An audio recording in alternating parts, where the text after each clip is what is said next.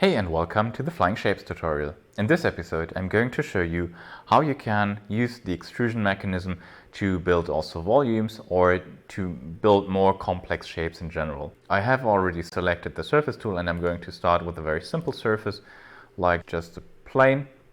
And now what you have seen is, okay, I can start from here and extrude this, let's say here. What I can also do is do multi-selection, so I can use the select button, keep it pressed, and select this one, and this one, and this one, and this one, and this one. They need to be connected for it to work. And for example, let's say I want to build such an H structure, like an H-shaped structure. So now I can hover one of the selected curves, press the trigger button, and I can extrude from here. So when I could set intermediate control vertices, but that would make it pretty complex.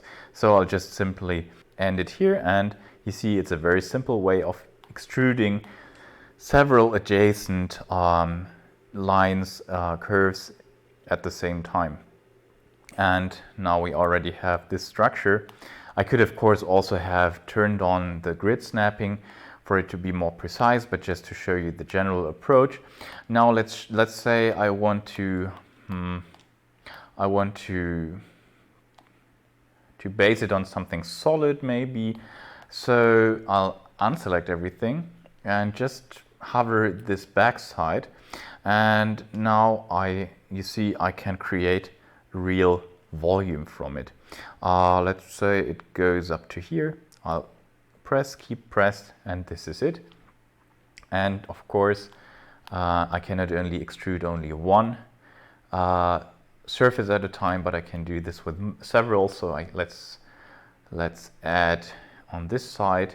So I select a number of volumes and hover one of them, press the trigger button, and I can do my extrusion.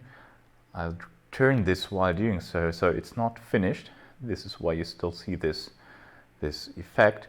So it's still in the making, and now I can, let's be a bit crazy. I'll put intermediate vertices so you see what would be the result, so you can make something that looks really like a spaceship. Yeah. Pretty straightforward actually.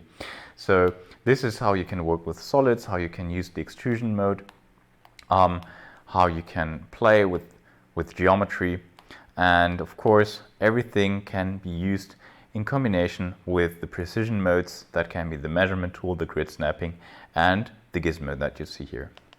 Show us what you created with it. It's a pretty cool way of creating geometry. Let us know how you like it. And thanks for watching. Goodbye.